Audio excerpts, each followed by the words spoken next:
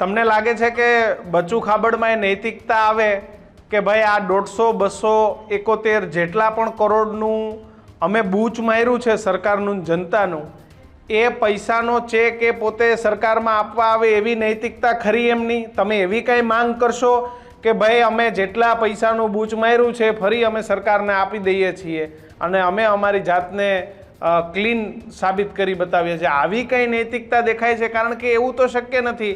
એ વકીલ રાખશે, લડત લડશે, કાયદાનો દુરુપયોગ કરીને જામીન મેળવશે અને આજે નહીં તો કાલે એમને મંત્રી પદેથી હટાવી દેશે, એટલે બધું જ પાછું હતું ન્યા પહોંચી જશે.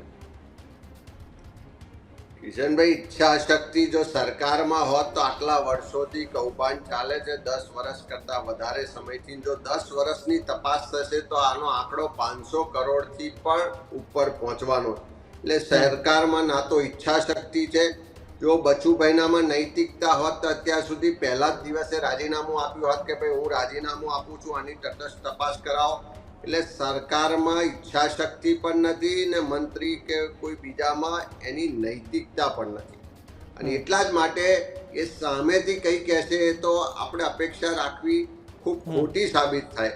પણ સરકાર જો પ્રમાણિક હોય, કારણ કે આ પૈસા કોઈ ઘરના પૈસા નથી, પ્રજાના પરસેવાના ટેક્સના પૈસા સરકારની તિજોરીમાં જમા થાય. એ પૈસામાંથી આ મનરેગા જેવા કાયદા યોજનાઓ માટે બજેટ ફળવાય.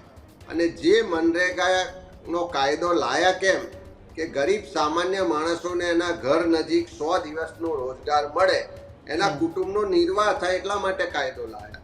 અને એમાંથી જ જો ભ્રષ્ટાચાર લૂંટ થતી હોય તો પ્રધાનમંત્રી નરેન્દ્રભાઈ મોદી કાયમ ભાષણોમાં કહે છે કે કોંગ્રેસના શાસનમાં રાજીવ ગાંધી એમ કહેતા કે કેન્દ્રમાંથી 1 રૂપિયો મોકલીએ તો 15 પૈસા નીચે પહોંચે. આવા ભાષણો તો ખૂબ કર્યા, એના કોઈ પ્રમાણ ના આપ્યા. પણ આજે અમે નરેન્દ્રભાઈને ભાજપની સરકારને કહેવા માંગીએ છીએ કે તમારા જ રાજમાં, તમારા જ ગુજરાતમાં, દાહોદમાં કેન્દ્ર સરકારનો જ કાયદો યોજના મનરેગામાં તમે ઉપરથી 1 રૂપિયો મોકલતા હશે તો નીચે 1 પૈસો પણ પહોંચતો નથી. બધા જ પૈસા તમારા ભાજપના નેતાઓને, તમારા મળતિયા અધિકારીઓ ઘેર લઈ ગયા, લૂંટીને લઈ ગયા.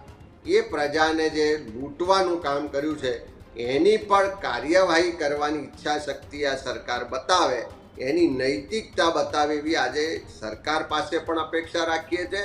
અને જો સરકારમાં થોડી ઘણી પણ નૈતિકતા બચી હોય અને કાર્યવાહી કરવા માંગતા હોય તે બચુભાઈ રાજીનામું આપે કે ના આપે, સરકારે એમને મંત્રીમંડળમાંથી દૂર કરવા જોઈએ.